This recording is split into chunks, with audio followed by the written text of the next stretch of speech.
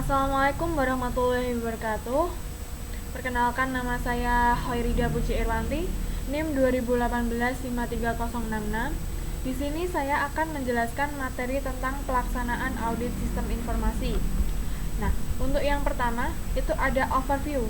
Di sini yaitu proses audit sistem informasi pada perusahaan, terutama pada divisi IT. Nah, di sini yaitu menghasilkan nilai maturity level 1 sampai 5, kemudian rekomendasi, kemudian juga untuk membantu meningkatkan kinerja perusahaan. Nah, perumpamaan auditor sistem informasi ini dibagi menjadi beberapa tahap. Yang pertama itu ada project identification dan selection, project initiation dan planning, analysis, logical design, physical design, implementation, dan maintenance. Nah, pada tahap project identification dan selection, dan kemudian project initiation dan planning, di sini diumpamakan auditor sebagai interpersonal skill, yaitu seperti wartawan. Nah, pada tahap analis, auditor sendiri diumpamakan sebagai analisis skills, yaitu seperti pengamat. Kemudian pada tahap logical design dan physical design, auditor dituntut untuk sebagai management skill, yaitu seperti manajer. Kemudian pada tahap implementation dan maintenance, di sini yaitu sebagai technical skills atau seperti bengkel.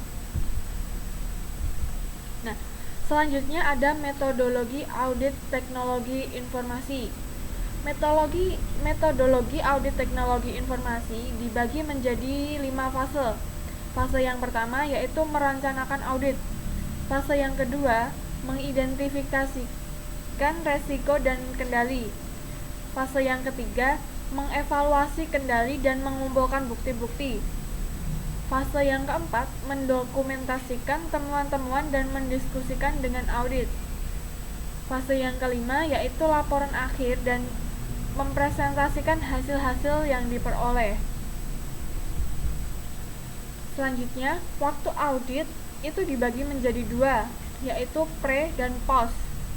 Pre sendiri yaitu sebelum implementasi, pre-implementation system. Kemudian post setelah implementation, post implementasi system. Manfaat audit pre-implementation system atau sebelum sistem diimplementasikan. Yang pertama, institusi dapat mengetahui apakah sistem yang telah dibuat sesuai dengan kebutuhan ataupun memenuhi acceptance kriteria. Yang kedua, mengetahui apakah pemakai telah siap menggunakan sistem tersebut. Dan yang ketiga, mengetahui apakah outcome sesuai dengan harapan manajemen. Selanjutnya, manfaat audit post implementation system setelah sistem diimplementasikan. Yang pertama, institusi mendapat masukan atas resiko-resiko yang masih ada dan saran untuk penanganannya. Yang kedua, masukan-masukan tersebut dimasukkan dalam agenda penyempurnaan sistem, perencanaan strategis dan anggaran pada periode berikutnya. Yang ketiga, bahan untuk perencanaan strategis dan rencana anggaran di masa datang. Yang keempat, memberikan reasonable assurance bahwa sistem informasi telah sesuai dengan kebijakan atau prosedur yang telah ditetapkan. Yang kelima, membantu memastikan bahwa jejak pemeriksaan audit trail telah diaktifkan dan dapat digunakan oleh manajemen, auditor maupun pihak lain yang berwenang untuk melakukan pemeriksaan. Manfaat yang terakhir atau yang keenam, membantu dalam penilaian apakah initial proposed value telah terrealisasikan dan saran tindak lanjutnya. Nah, contoh audit sistem informasi berdasarkan waktu audit. Contoh audit pre-implementation sebelum implementasi itu ada audit rancangan sistem, audit rancangan database, audit rancangan interface, audit arsitektur jaringan, dan yang terakhir audit rancangan sekuritas sistem. audit rancangan sistem. Audit ini dilakukan untuk melihat apakah rancangan sistem tersebut telah sesuai atau belum. Apakah model yang digunakan sesuai formatnya? Apakah rancangan dapat menimbulkan ambigu? Apakah rancangan memunculkan tidak sesuai fungsinya? Atau apakah setiap proses yang dilakukan oleh aktor itu sudah sesuai atau belum? Nah, selanjutnya ini ada contoh konteks diagram. Ini adalah desain sistem yang menggunakan DFD level. Di sini ada sistem informasi siswa. Nah, di sini ada proses-prosesnya. Kita sebagai audit, kita mengecek ini, yang kemudian ada siswa, bagian akademis, guru bidang studi, wali kelas, dan lain-lain. Nah, selanjutnya ini ada proses.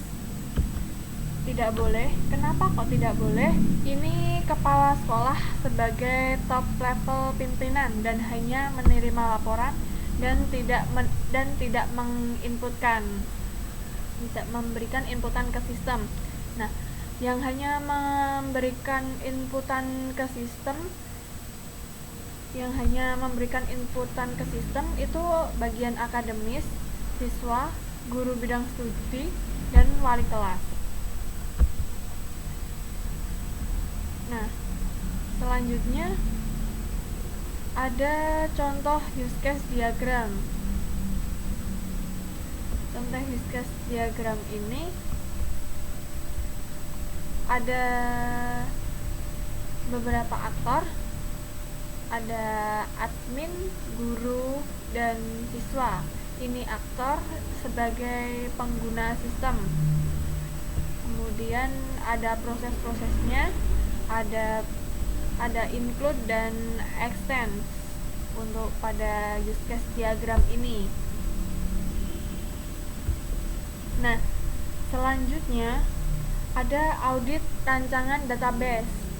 Audit ini dilakukan pada rancangan database meliputi rancangan ERD, apakah sudah benar, struktur tabel yang digunakan apakah optimal atau berlebihan atau kurang, relasi tabel yang dilakukan apakah normal atau tidak, kemudian jenis database yang akan digunakan untuk sistem. Nah, di sini ada contoh audit database. Perbedaan tabel sebelum diaudit dan sesudah diaudit. Pada kode buku di sini char 5, ID kategori char 5, judul varchar 25, kode pengarang char size 5, kode penerbit char 5, dan seterusnya. Kemudian pada tabel setelah diaudit, nah di sini kode buku char 11, ID kategori char 11, judul varchar size 200, nah dan seterusnya. Jadi perbedaan antara tabel sebelum diaudit dan setelah diaudit yaitu pada size setiap fieldnya. Sebelum diaudit ini hanya 5 dan kemudian setelah diaudit ini bertambah menjadi 11, dan ini tabel dari sebelum diaudit dan sesudah diaudit. Nah, audit rancangan interface. Audit ini dilakukan pada semua interface yang digunakan dalam sistem, baik form maupun report. Standar umum pembuatan form dan report. Yang pertama ada meaningful titles. Judul form atau report harus penuh arti dan mewakili objek yang ada di dalamnya. Kemudian yang kedua ada meaningful information, yaitu informasi harus penuh dengan arti. Kemudian yang ketiga ada balance layout, yaitu keseimbangan tata letak. Yang keempat ada easy navigation, yaitu kemudahan arah penunjuk. Kemudian yang terakhir ada easy use, kemudahan untuk digunakan. Nah, selanjutnya yaitu ada audit arsitektur jaringan. Audit ini dilakukan untuk melihat arsitektur jaringan yang digunakan pada sistem apakah sudah sesuai atau belum. Nah, apakah membuat apakah membuat efektif proses pada sistemnya, apakah efisien biaya investasinya, atau apakah support untuk pengembangan kedepannya pada arsitektur jaringan ini. Nah, di sini ada contoh arsitektur jaringan. Di sini ada internet, firewall, router, switch, dan server. Nah, ini kemudian di router ini dibagi menjadi beberapa, kemudian dibagi lagi untuk beberapa klien. Nah, selanjutnya ada audit rancangan sekuritas sistem. Audit ini dilakukan untuk melihat rancangan keamanan yang digunakan dalam sistem. Apakah ada sekuritas pada jaringan komputer, atau apakah sekuritas untuk login ke sistem sudah menggunakan enkripsi yang baik, atau apakah ada pelevelan hak akses bagi pengguna sistem. Nah, ini audit yang digunakan pada rancangan sekuritas sistem. Contoh audit post implementation, sesudah implementasi, yaitu ada audit fungsi sistem, audit interface, audit database, audit jaringan komputer, dan audit keamanan sistem. Contoh hasil auditnya, ini adalah contoh layanan Direktorat Pembinaan Kursus dan Kelembagaan. Nah, standar kebutuhannya untuk yang pertama itu berbasis web, standar dan existing, dapat diakses oleh berbagai macam web, itu sudah standar. Untuk media penyimpanan datanya itu yang pertama ada database engine, yaitu ada MySQL, SQL Server, Oracle, itu sudah standar. Yang kedua ada dapat menampung pertumbuhan data yang besar, itu sudah standar tapi belum existing, maka perlu di-upgrade. Yang ketiga, menggunakan mekanisme security saat akses data, itu sudah standar dan sudah existing. Yang keempat ada mekanisme restore akibat kerusakan data, itu sudah standar dan sudah existing. Yang kelima ada manajemen dan administrasi mudah, itu sudah standar juga dan existing. Yang keenam ada backup dan restore data jadwal, itu sudah standar tapi belum existing, maka perlu dibuat penjadwalan pada backup dan restore ini. Nah, yang ketujuh ada media penyimpanan backup data eksternal. Nah, ini sudah standar tapi belum existing, maka perlu diadakan penyimpanan backup pada data eksternal. Nah, selanjutnya server. Yang pertama memiliki mirror system, sudah standar. Memiliki UPS, sudah standar. Yang ketiga memiliki ruang server khusus, dan di sini juga sudah standar. Nah, selanjutnya ada jaringan telekomunikasi. Yang pertama, standar kebutuhannya yaitu jaringan yang digunakan cukup lancar, maka sudah standar. Dapat menggunakan attachment, standar. Tapi di sini masih existing, maka perlu di-upgrade lagi.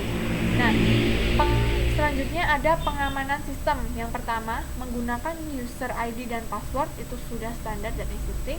Yang kedua, terdapat leveling hak akses data dan aplikasi. Nah, sudah standar tapi belum existing, maka perlu dibuat leveling lagi.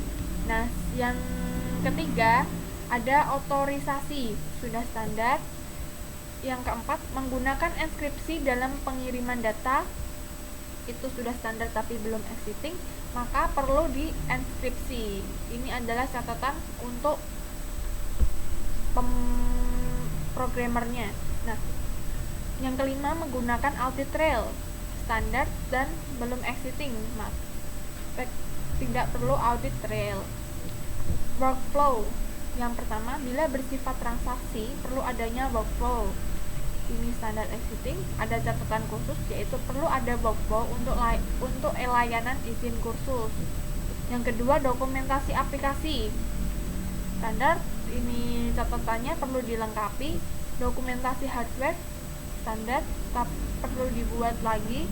Dan kemudian dokumentasi jaringan itu juga standar belum existing, perlu dibuat. Nah, selanjutnya ada rekomendasi. Untuk layanan di Direktorat Pembinaan Kursus dan Kelembagaan, ini ada rekomendasi. Nah, yang pertama, media penyimpanan perlu diupgrade agar dapat menampung pertumbuhan data yang besar. Yang kedua, backup data perlu dijadwalkan secara rutin. Yang ketiga, perlu disediakan media penyimpanan eksternal untuk menyimpan backup data. Yang keempat, kemampuan jaringan perlu ditingkatkan agar dapat menggunakan attachment. Yang kelima, perlu adanya pembedaan leveling hak akses data dan aplikasi. Keenam, perlu adanya enkripsi dalam pengiriman data. Yang ketujuh, perlu adanya workflow untuk layanan izin kursus. Yang kedelapan, dokumen aplikasi, hardware, dan jaringan perlu dilengkapi lagi. Nah, ini adalah rekomendasi untuk layanan Direktorat Pembinaan Kursus dan Kelembagaan agar layanan tersebut bisa ditingkatkan lagi. Nah, ini ada rekomendasinya. Nah, selesai materi pertama ini yang dapat saya sampaikan. Semoga bermanfaat. Kurang lebihnya saya mohon maaf. Wassalamualaikum warahmatullahi wabarakatuh. Assalamualaikum warahmatullahi wabarakatuh. Perkenalkan, nama saya Khairijah Puji Irwanti, NIM 2018-53066. Di sini saya akan menjelaskan materi tentang audit sumber daya manusia perusahaan. Nah, untuk yang pertama, lingkup audit SDM. Audit SDM adalah proses evaluasi atas berbagai aktivitas manajemen SDM yang bertujuan untuk memperbaiki aktivitas-aktivitas tersebut. Audit SDM memberikan umpan balik mengenai seberapa baik para manajer menjalankan tugas-tugas yang terkait dengan pengelolaan SDM. Lingkup audit SDM. Audit SDM merupakan kontrol kualitas secara menyeluruh atas berbagai aktivitas pengelolaan SDM dalam perusahaan dan bagaimana aktivitas-aktivitas tersebut mendukung strategi perusahaan. Audit SDM itu mencakup yang pertama, audit strategi perusahaan, yang kedua, audit fungsi SDM, yang ketiga, audit kepatuhan manajerial, yang keempat, audit kepuasan karyawan. Manfaat audit SDM yaitu mengidentifikasi kontribusi Departemen SDM bagi organisasi, meningkatkan citra profesional Departemen SDM, mendorong tanggung jawab dan profesionalisme yang lebih tinggi di kalangan karyawan Departemen SDM, memperjelas tugas dan tanggung jawab Departemen SDM, mendorong keseragaman kebijakan-kebijakan dan praktek-praktek personalia. Manfaat audit SDM yang selanjutnya yaitu menemukan masalah-masalah personalia yang penting, memastikan kepatuhan yang tinggi terhadap persyaratan legal, mengurangi biaya-biaya SDM melalui prosedur personalia yang lebih efektif, menciptakan penerimaan yang lebih besar akan perubahan-perubahan yang diperlukan dalam Departemen SDM, memberikan tinjauan yang seksama atas sistem informasi Departemen SDM. Nah, selanjutnya ada audit strategi perusahaan. Strategi perusahaan berkaitan dengan cara perusahaan menciptakan keunggulan bersaing. Memahami strategi perusahaan sangat penting bagi manajemen SDM, karena MSDM bisa dikatakan efektif hanya jika mampu berkontribusi bagi tercapainya sasaran strategik perusahaan. Audit strategi perusahaan. Para karyawan Departemen SDM bisa mempelajari strategi perusahaan lewat wawancara dengan para eksekutif kunci, mempelajari rencana bisnis jangka panjang, dan melakukan peninjauan lingkungan secara sistematis guna mengungkap tren-tren yang berubah. Departemen SDM harus mengaudit fungsinya, kepatuhan manajerial, dan penerimaan para karyawan atas kebijakan dan praktek SDM dalam kaitannya dengan rencana strategis perusahaan. Audit fungsi SDM. merupakan penilaian atas berbagai fungsi yang dijalankan Departemen SDM. Untuk setiap aktivitas SDM yang dinilai, tim audit perlu melakukan hal-hal sebagai berikut. Yang pertama, mengidentifikasi siapa yang bertanggung jawab. Yang kedua, menentukan tujuan. Yang ketiga, meninjau kebijakan dan prosedur untuk mencapai tujuan. Yang keempat, mengambil sampel arsip sistem informasi SDM untuk menilai apakah kebijakan dan prosedur diikuti dengan benar. Yang kelima, mempersiapkan laporan. Yang keenam, mengembangkan rencana tindakan untuk memperbaiki kesalahan. Yang ketujuh, menindaklanjuti rencana tindakan untuk melihat apakah permasalahan bisa terselesaikan. Nah, berbagai area dalam audit fungsi SDM. Yang pertama, sistem informasi SDM. Itu ada informasi analisis jabatan, standar jabatan, deskripsi jabatan, spesifikasi jabatan. Yang kedua, ada rencana SDM, itu estimasi permintaan dan penawaran, inventory keahlian, bagan dan ringkasan penggantian. Kemudian ada administrasi kompensasi, itu ada tingkat gaji, upah dan insentif, paket tunjangan, layanan perusahaan bagi karyawan. Penyediaan dan pengembangan karyawan, yang ada rekrutmen, sumber rekrutmen, ketersediaan calon karyawan, lamaran kerja. Kemudian ada seleksi. Nah, itu ada rasio seleksi, prosedur seleksi, dan kesetaraan kesempatan.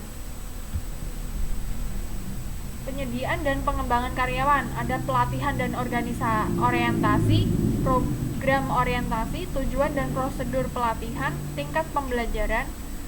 Nah, ada pengembangan karir, ada keberhasilan penempatan internal, program perencanaan karir, upaya pengembangan SDM. Kemudian ada kontrol dan evaluasi organisasi, itu ada penilaian kinerja, standar dan ukuran kinerja, teknik penilaian kinerja, wawancara evaluasi. Kemudian ada hubungan karyawan manajemen, itu ada kepatuhan hukum, hak manajemen, penyelesaian perselisihan. Kemudian di sini juga ada kontrol dan evaluasi organisasi. Kontrol SDM, komunikasi karyawan, prosedur kedisiplinan, prosedur perubahan dan pengembangan. Kemudian ada audit SDM, itu fungsi SDM, manajer operasi, dan umpan balik karyawan. Audit kepatuhan manajerial, menilai sejauh mana kepatuhan para manajerial dalam melaksanaan berbagai kebijakan dan prosedur SDM. Audit ini juga bisa memperbaiki citra dan kontribusi Departemen SDM bagi perusahaan. Para manajer operasi akan lebih menghargai Departemen SDM ketika tim audit meminta masukan dari mereka dan menindaklanjuti masukan tersebut. Nah, selanjutnya ada audit kepuasan karyawan. Kinerja Departemen SDM dinilai efektif jika mampu mencapai tujuan perusahaan dan sekaligus juga memenuhi kebutuhan para karyawan. Jika kebutuhan karyawan tidak terpenuhi, maka cenderung akan timbul turnover, kemangkiran, dan aktivitas serikat pekerja. Untuk mengetahui seberapa baik kebutuhan karyawan telah terpenuhi, tim audit mengumpulkan data dari para karyawan. Tim audit juga mengumpulkan informasi mengenai upah, tunjangan, praktik kepenyeliaan, asistensi rencana karir, dan umpan balik yang diterima karyawan mengenai kinerja mereka. Nah, selanjutnya ada pendekatan riset dalam audit SDM. Yang pertama ada pendekatan komparatif. Yang kedua pendekatan otoritas eksternal. Ketiga pendekatan statistikal.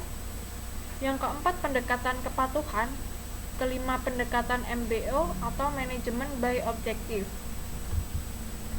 Untuk metode riset SDM itu ada wawancara, survei, analisis historis, informasi eksternal, eksperimen SDM, dan audit internasional. Nah, untuk pendekatan audit SDM yang pertama yaitu menetapkan ketaatan hukum dan peraturan. Yang kedua, mengukur kesesuaian program dan tujuan. Dan ketiga, menilai performa program. Fungsi SDM sendiri yaitu perencanaan, pemilihan, pelatihan, penilaian, kompensasi, dan hubungan ketenaga kerjaan. Memanfaatkan temuan audit itu untuk mengidentifikasi tipe tindakan korektif yang diperlukan. Nah, untuk metode untuk menganalisa temuan, yang pertama itu ada membandingkan program SDM dengan organisasi. Yang kedua berdasar audit dari beberapa sumber otoritas. Yang ketiga, mempercayai suatu rasio atau rata-rata staf SDM dengan total. Yang keempat, menggunakan audit ketaatan untuk mengukur aktivitas SDM apakah sesuai dengan kebijakan, prosedur, dan peraturan. Yang kelima, mengelola departemen SDM berdasarkan sasaran. Selanjutnya, menyiapkan laporan dan rekomendasi, yaitu laporan hasil temuan, evaluasi, dan rekomendasi untuk memperbaiki kekurangan dan kelemahan dari program SDM tersebut. Nah, terima kasih materi yang dapat saya sampaikan, semoga bermanfaat. Kurang lebihnya saya mohon maaf. Wassalamualaikum warahmatullahi wabarakatuh.